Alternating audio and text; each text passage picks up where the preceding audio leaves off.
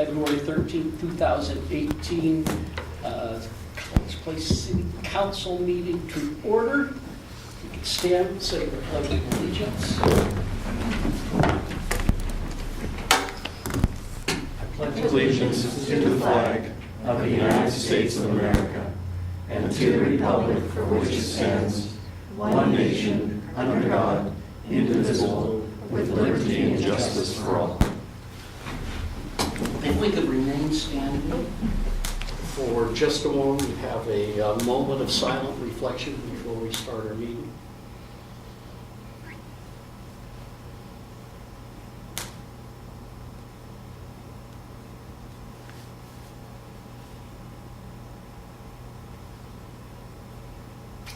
Thank you all.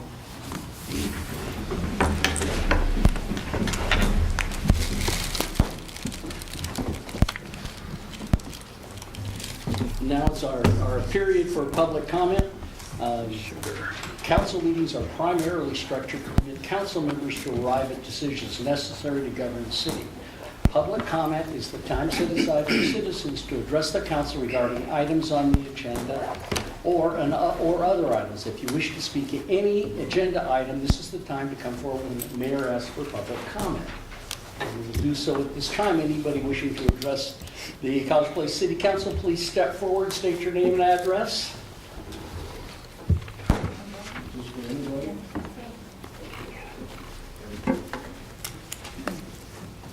Hello, I was here a few weeks back, and Please step up to the microphone, sir. Not that tall. Okay, I was here a few weeks ago. I've got, what, 3 minutes? Okay, What's your name? and Name. What's your name? Name and address, Carl sir. Putnam, 918 Northeast Empire Street, College Place. It's concerning the cats, the trapping still going on, and there's some other stuff going on too, but I'm not going to get into that. But I understand from all the work I've got and police reports and all that, I reported that, and there's other people too, that our pets have been stolen and taken out in the county and dropped off. And it's still going on. And she told the police she was trapping feral cats.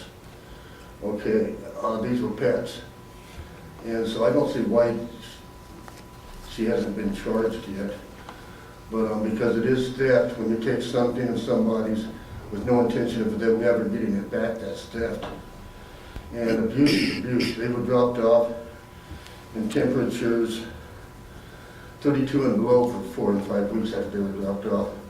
And now, I'm not coming down on the police. We respect the police, and there's no doubt about that. But we think this could still be handled, and then let a judge make the final decision. But the police informed her she could trap and take them out in the county, but she told them they were feral cats and they weren't. That's all I got to say. But I'm just hoping somebody can do something. Thank you.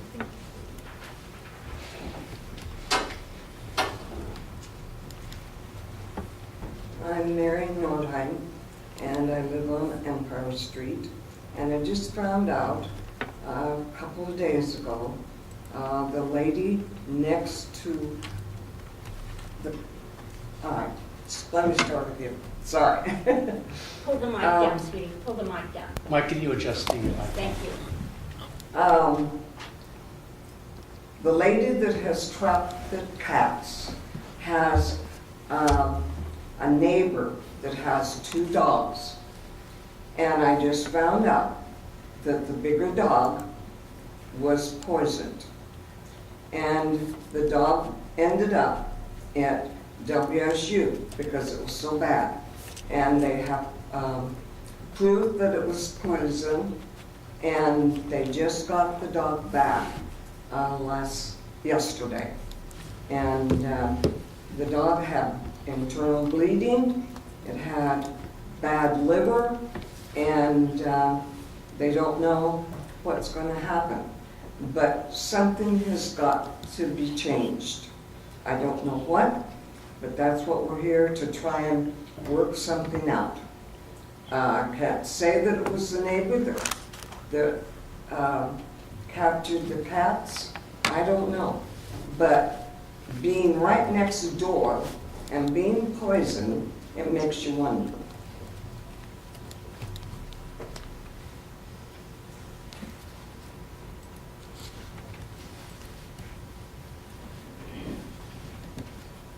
My name is Debbie Walker. I live at 959 Northeast Empire College Place. And I had brought up the cat situation before, and my cat had been trapped. It had been gone for 7 weeks.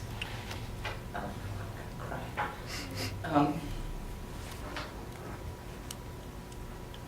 My cat came back. It took 49 days. Anyway, it made it back, being dumped in the county after 49 days. I brought pictures of what it looked like, and then what it looked like when it came back. Should I pass it? If you give them to Ms. Nisel will distribute it to the council.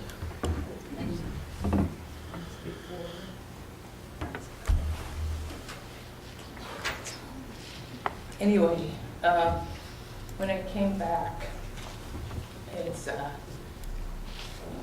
had frostbite, and the last 2 pictures will show the frostbite, and when that cleared up, the pads are black, like when people are in the snow and ice.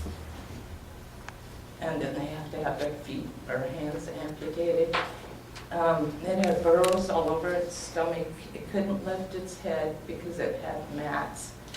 This cat was taken at the end of November and dumped out in the county in the snow, the ice, and all of that stuff. So for 7 weeks, I don't know how it managed to find its way back home, but it did. And I looked up the word nuisance in the dictionary, and it says there's different words under that, but I looked up each of the words, and it says that it's anything offensive, hurtful, physical or moral, unjust, detrimental, annoying, troublesome, and harassing. Well, the harassment law is making a person be detrimental and unjust and causing physical pain. The lady that has trapped the cats, she trapped 5 cats. She admitted to a judge that she trapped 5 cats. The other 4 have not come back. That she's inflicted pain and suffering on the cats that lost a warm, loving home. And she's inflicted pain on the people that own them. They're pets. They're not stray cats. They're not feral. But we're hoping that the mayor can change the law. That's it. Oh, and that lady that has trapped the cats, she just moved in August 2nd. And we've never had any trouble on our street. We live in a mobile home park. There's 200 trailers in there. On our street, there's 20. We don't own the land that we live on. We own the mobile homes. And since she's been in there, in September, she started yelling at people on the street to move their cars, that they can't park on the street. It's a city street. They can't. They're allowed to.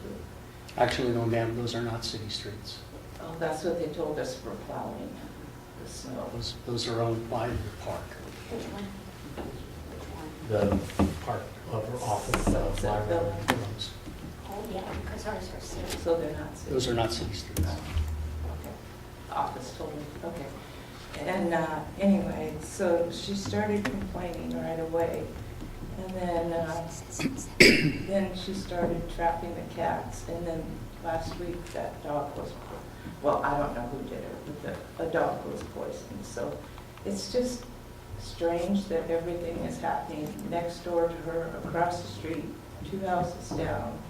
And then I'm 7 houses down. So I don't know, but Something needs to be done.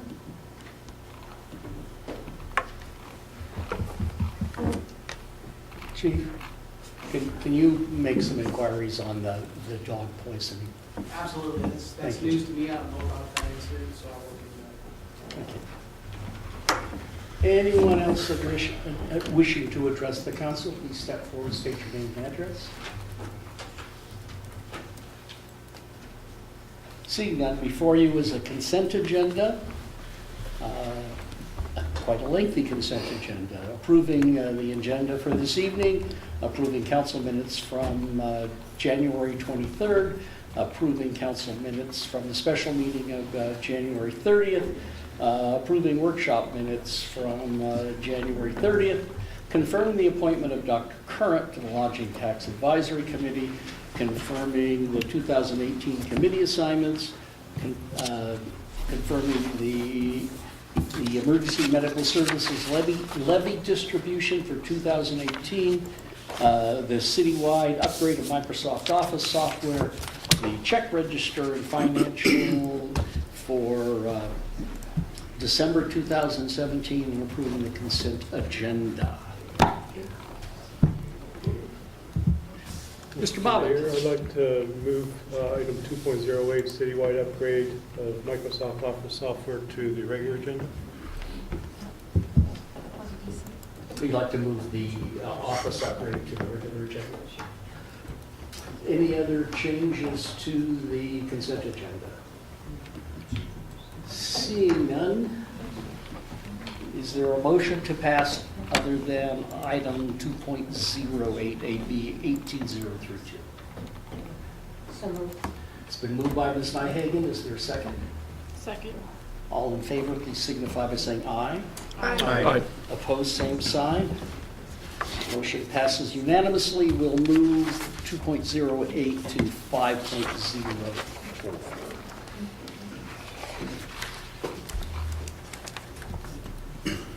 Action items.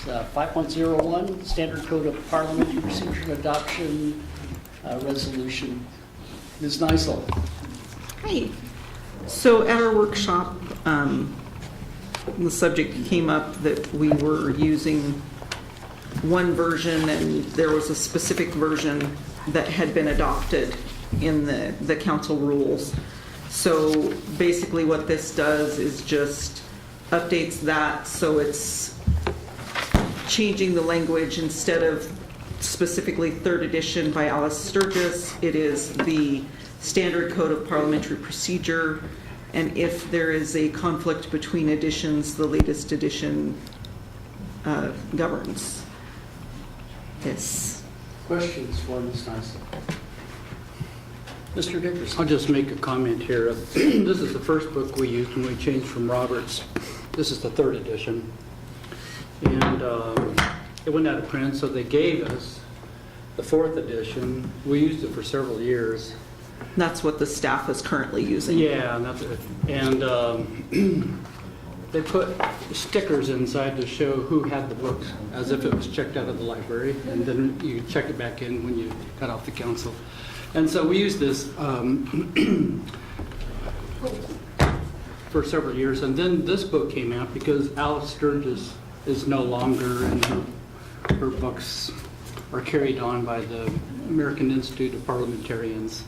And so this book is really interesting. It has a few changes, and if you get a copy, You'll all be receiving yeah. an electronic copy? I can see if I can get an electronic copy. I know I got myself an electronic copy, but it had to go to my Kindle, so I'll have to look and see about. One of the big differences is this chapter on types of meetings. There's a whole page here on telephone and electronic meetings. It's very liberal, and it tries to keep up with the future and the age of technology that we live in. And it just says right in here you can meet together by telephone or video, but you have to establish parameters within your rules in order to do it. You can't just do it. So our committee has been discussing that and looking at other cities and what they're using for these parameters. You can't just stay home and vote because you want to. It's important that The you, state code does have parameters. yeah, and related to that. we can add more too, like many cities have done. Which one was the, by Alice Sturgis, which one was the? Both these previous ones, the third edition and then the fourth edition, which we're using now, And she's still noted as an author on yeah. the new one. Ms. Selby? I was confused in the information of what the resolution about, Resolution 872, to fill council or mayor vacancies. Oh, yeah, there That's included and it's noted on the agenda bill, but I don't see the connection. I was just listing the resolutions that had to do with council rules. And it was Okay. one that had to do with council rules. So that's And I why. might But add, this particular, this would not actually change that resolution. No. no. Clarification. I might add that because they've been so scattered, we've had as many as 5 different resolutions that we've never known where to go to find them. And so our committee has been trying to coalesce and put them all together so we just have one document. Other questions for Ms. Nyson?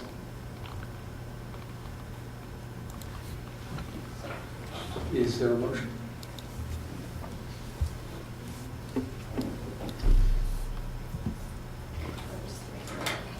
I'll make a motion to approve resolution number 18-004, amending resolution numbers 355 and 561 regarding parliamentary procedure rules of conduct for council meetings. It's been moved by Ms. Sherman. Is there a second? I would just add one thing. I guess I would prefer a book versus electronic. Was that an option, or did I understand Sure. that? Yeah, Yeah. me too. Okay, Same. so, looks like we have, okay. Second. It's been Second on the books. Ms. Sherman, seconded by Ms. Selby, I think, for Bring it this up. motion. Yes. Or that she was wants a my paper motion. book. And I want a paper book. Any further Sorry. discussion? It's the perfect one to have a crazy emotion on. Yeah, seeing none, all in favor, please signify by saying aye. Aye. Opposed, same sign. Motion passes unanimously. Funding advertisement for lodging tax money per the Lodging Tax Advisory Committee's recommendation. Ms. Nysel. Hey. And so the Lodging Tax Advisory Committee, last meeting, you guys approved the resolution to allow them to, or the ordinance to allow them to fund a project this year. And the Lodging Tax Advisory Committee looked at this application and they are recommending that council approve $800 of lodging tax funds towards the advertisement. The advertisement proposed will actually end up being a 2-page full-color spread in the visitor guide, thanks to cooperation with Visit Walla Walla. They are going to do the design of the ad, or have done the design of the ad. They went ahead and secured the ad because the deadline was prior to this meeting. And they are matching the $800 and acquired additional donations from, they were from local businesses, correct? Yep. Local businesses for the second page. So the city will be paying for a little bit less, the lodging tax funds will be paying for a little bit less than a half-page ad, and we will receive 2 full pages, provided you approve this. Questions for Ms. Nyson?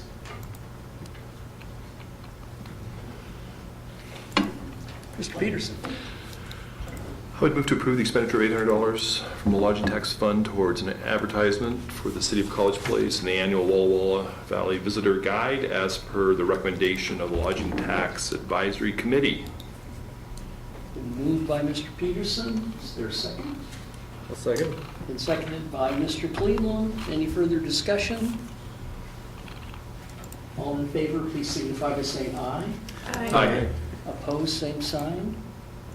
Motion passes unanimously.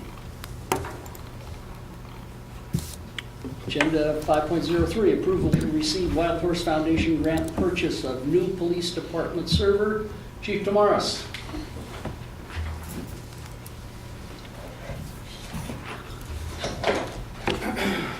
Mr. Mayor, City Council members, thank you, and I'm excited to share this with you. We submitted for a grant through the Wild Horse Foundation for a new server for the police department, and we received the grant. We're pretty excited about that. So I'm here before you tonight to first get your acceptance of the grant, and secondly, to get permission to purchase the new server that we need. Questions for the chief?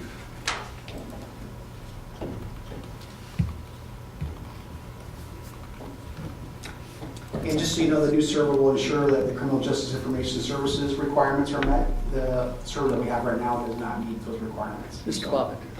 Yeah, is there a detailed breakdown of what that covers as far as the server? Yes, sir. It should be in your notes there. There is a, well, it's really more, it's just an estimate from Intermountain ESD. If you're going to ask me technical questions about the server, I will not be able to answer those. Do you know how much? I just know that it meets the CGIS requirements.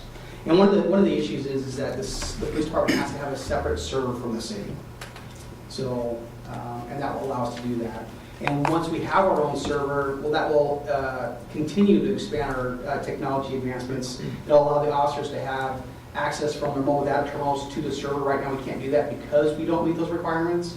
So once we start doing that, the new server is going to open up all new doors for our officers. I was just wondering if that cost include the installation, additional, making sure everything works for you. Does that include the software that you're going to be using on it? Or The is that separate? $15,000 will not cover 100% of the cost. Primarily just the hardware? Primary just the hardware. So I'm off of memory here, we're estimating probably around $16,500, $17,000 in total. Mr. Roosevelt? And I would just add, as far as the hardware and software installs, because we have that contract with Intermountain Education Service District, as in essence act as our IT staff. That's just included in that because we pay them a monthly rate. Ms. Silva? I would like to commend you for being active in going after this grant, because it's a great way to leverage our very limited dollars. Absolutely. I was pretty excited when we got it. Yes, very much. Other questions for the chief? I do. I move that to authorize the city administrator to accept the Wild Horse grant award and place order for new police department server to ensure compliance with the criminal justice informational services, IIS, I guess, requirements. Second. It's been moved by Ms. Nyhagen, seconded by Mr. Bobbitt. Any further discussion? All in favor, please signify by saying aye. Aye. Opposed, same sign. Motion passes unanimously. Now, new agenda bill, 5.04, citywide upgrade of Microsoft Office software. Mr. Rizzuto, can you address? Yeah. Well, we've had several iterations of Office on different computers across the city organization. We went over this during the budget 2018 talks in December, but it ranges from 03, 07, and as you're emailing from staff to staff, we're having operability issues, having various folks being able to open documents. We budgeted $15,000 for the estimate from our IT contractor, which is the Intermountain Education Service District. For the local government licensing is $13,702.72, and this was in the budget. Okay. Questions for Mr. Rizzuto? And my question was, have you looked into volume licensing versus, this looks like you're buying individual? They did look into that. I would have to go in my email and dig to get the exact value, but doing it the other way ended up being additional dollars, so this ended up saving us money the way it was quoted here. Okay. So That's what I didn't see in the packet, was a comparison between a volume licensing versus... No, they looked into both. I would have to go back. That was a while ago. I would think that it would be more of a Yeah, benefit to I do know. line licensing, but I didn't see any information about that. Mr. Cleve? Have you considered the use of free open source software such as LibreOffice at all? I know like free open source software isn't always comparable to closed source commercial software, but have you ever done like a cost benefit analysis or any investigation into that? Yeah, in fact, when I helped run the GIS consortium in the south suburbs of Chicago, we didn't have money to go buy Office, so we were using LibreOffice, OpenOffice. There are so many interoperability issues from folks doing documents that email to you. It just messes up all the documents. And I've tried just about every open source software you could think of, and at the end of the day, it creates a major headache unless the folks you're working with have the exact same iteration, which since we have so many project partners in different agencies, that, yeah, it just doesn't end up happening and it creates a major headache. Ms. Selby?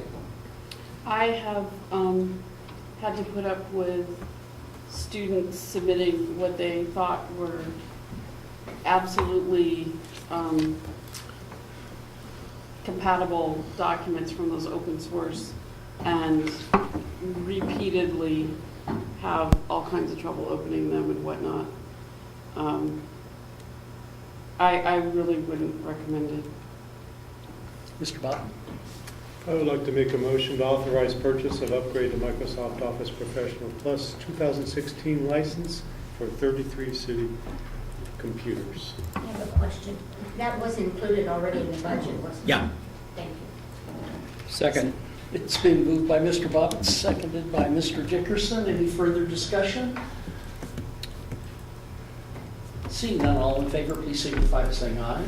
Aye. Opposed, same sign. Motion passes unanimously. Mr. Gordon, assumption of private infrastructure code. Thank you, Mayor. Council, you've already seen this item before at our January 30th workshop. We went over some of the concepts behind it. Just to basically recap it again, some of our developments in the area have private infrastructure and they're aging, and they're looking at the potential of possibly handing those back over to the city to maintain in perpetuity. In this case, Autumn Meadows has been the one that's kind of come forward and asked that question. This code gives us a path forward, a path for them in order to basically give that or provide that infrastructure to the city, but it also depends on the cost that it would take for the city to assume that infrastructure. So the basic process is they come to us, they make a proposal, we ask them to provide a deposit. We use that deposit at some level to check out, make sure that all the facilities, what the values are, how much it would cost to bring them up to our standards. And then we go back to the development and we suggest that here's what we can do. And then they have an option at that point to either accept or decide to decline. And if they do accept, then they form an LID or some other infrastructure. A lid is usually on a jar. Local Improvement District. Acronym. Acronym. Oh, I'm sorry. Local Improvement District, okay, which in fact functions as a financing mechanism for the development.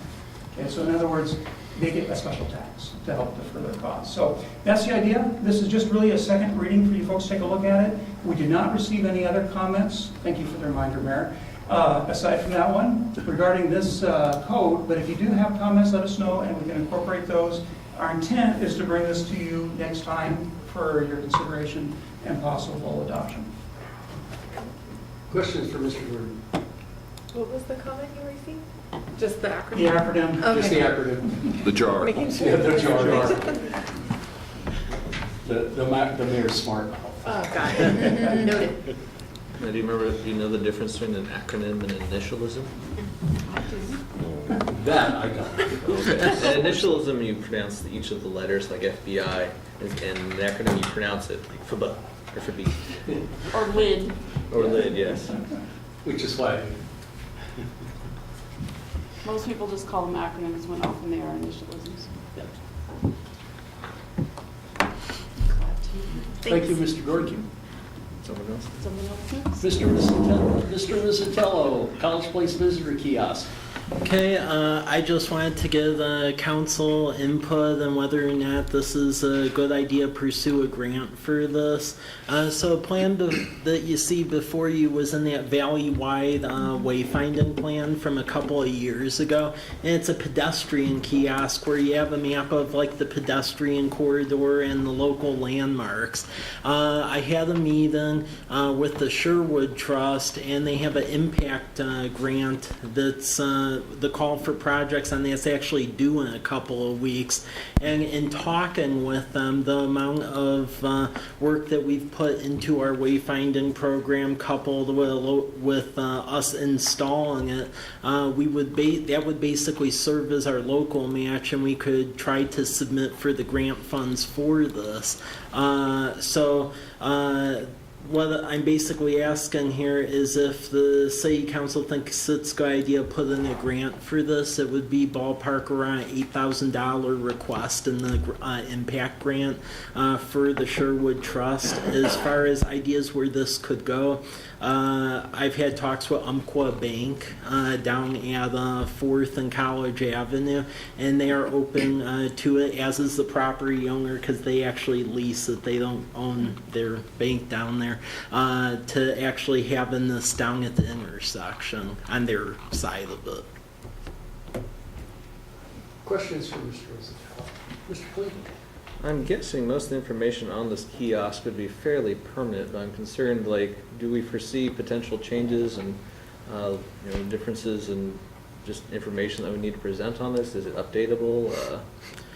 Well, I think the key thing as far as the design of this is, as opposed to naming businesses, when you do district wayfinding signage like this, you really aggregate the businesses into business districts and then the name of the streets. So I would suggest that for the map, we basically have the districts where downtown's here, North College Avenue Business District is up there. The City Hall would be marked, the University, Valley Academy, the parks. So that way it's a lot more consistent. I would tend to shy away from naming businesses, because if you do that, then you can't discriminate, and then in the future you may be asked to sign for businesses that you may not want to but may not have a choice. Right. Ms. Selby? Couple of thoughts. One that I've been meaning to say is I really like the new green Welcome to College Place signs when you come in. They're very cheery. Mm-hmm. The other thought that I have about a wayfinding sign is it is mainly about the location.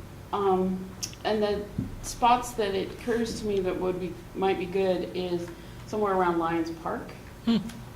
Like right at the park, because there's a lot of people at the park and walk there and stuff. Because it feels to me like if you're going up and down College Avenue, you pretty much can find everything, especially with the wayfinding signs that we have. But and the other point that I think might be a good place to have it is kind of where this bicycle, and I'm not sure where it is, but where the bicycle route kind of comes into town. Because apparently it doesn't go down College Avenue, it goes around. So wherever that is might be a good spot for it. Or, this could just be the first, and we look for other opportunities to put up others. I had the same thought as Melody. The Umpqua Bank location, is okay to me, but I was thinking down at Walmart. Oh. So you get people to know to come up here. That's a good thought. Yeah. But again, it could be one of a handful. What? You mean by the bus stop? Maybe not by the bus stop. I don't know. Well, that's where people come and go to There you go. driving.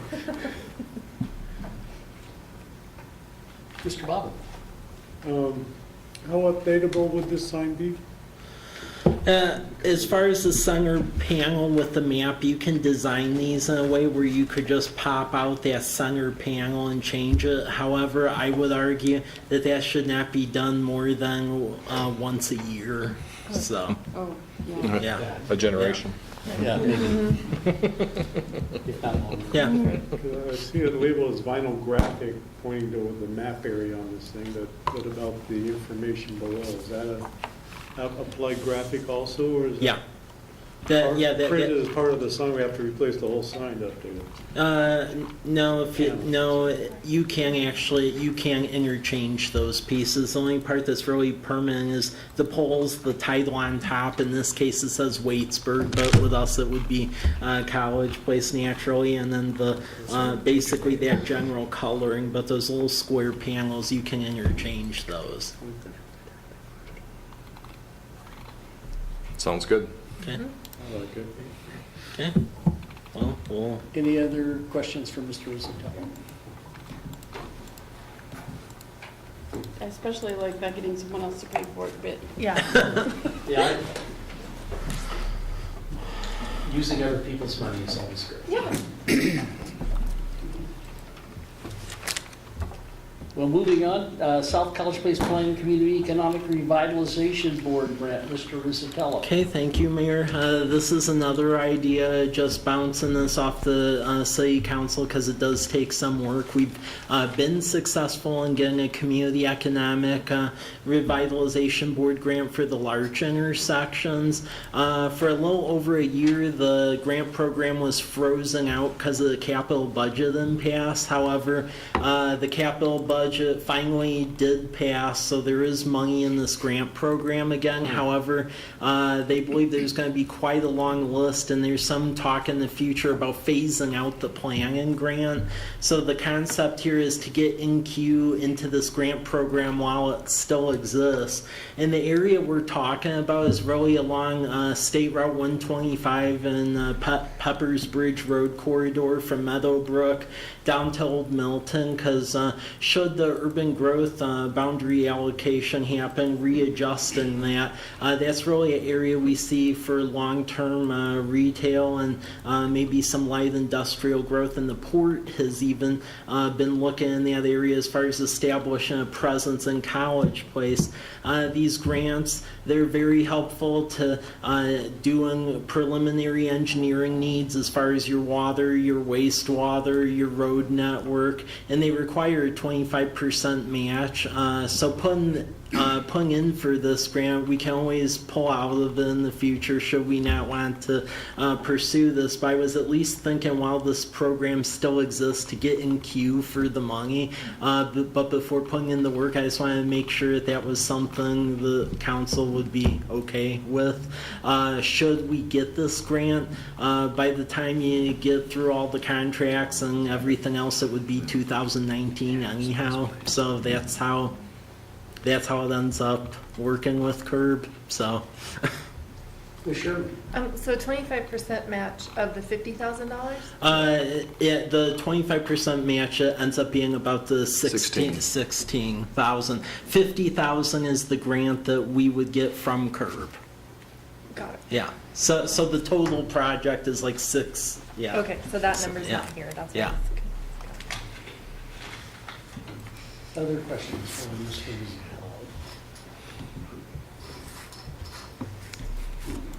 Rizzatello? Ms. Silver? Well, if you're looking for input, I think it is absolutely worth getting on the list. And the process of putting the application together will probably help us in our thinking of figuring out how we might want to move ahead on that. So I don't think the time will be wasted even if we don't get a grant. Yeah. So I would say go for it. Okay. Sounds good. And final on the administrative reports, review planned community events for 2018. Once again, Mr. Rizzatello. Okay, thank you, Mayor. I just wanted to go over this with City Council, and if anyone had any problems with this, because our Economic Development, Tourism, and Events Commission, they were very happy at how the events went on last year, and they wanted to slate the events for this upcoming year. As you may recall, with most of the events, we've actually gotten most of the finances on it covered by private business. Majority of fireworks we did not pay for. That was done by other organizations. So really, the only money we're out is we give a little bit of a subsidy with the July fireworks. The farmers market coordinator, we try to promote that to be a work-study position, so 30% local match on that. And then really for the folks who are salaried employees, we work that so it isn't like there's an adverse hit it isn't like there's an adverse budget for that. There is some cost, though, to police, and that was in that Winterfest report. So I'll just go over the various dates for the various events, and then at the end, let me know if you have any thoughts, concerns, or questions. The first event, Harvey and I are actually going to meet on this tomorrow to start talking it through, but to do a Memorial Day parade and picnic at 11 a.m. on May 28th.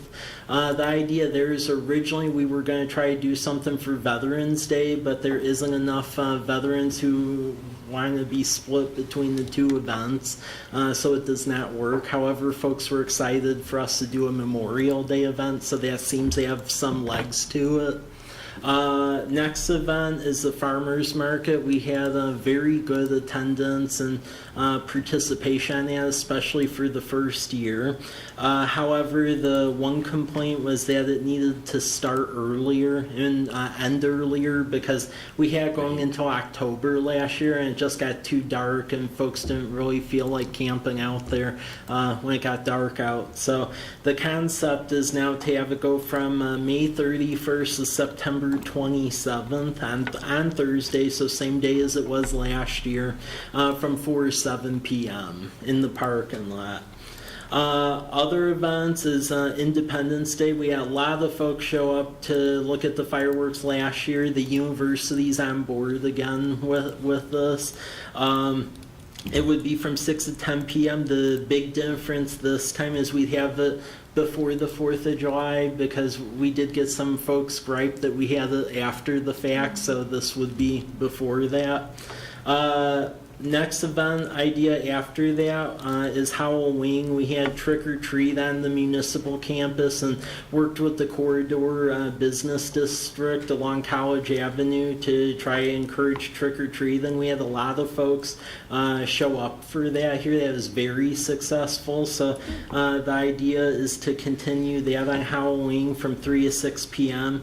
And then the last event, and we've been talking to the university about this and they want to partner with us again on this, is Winterfest.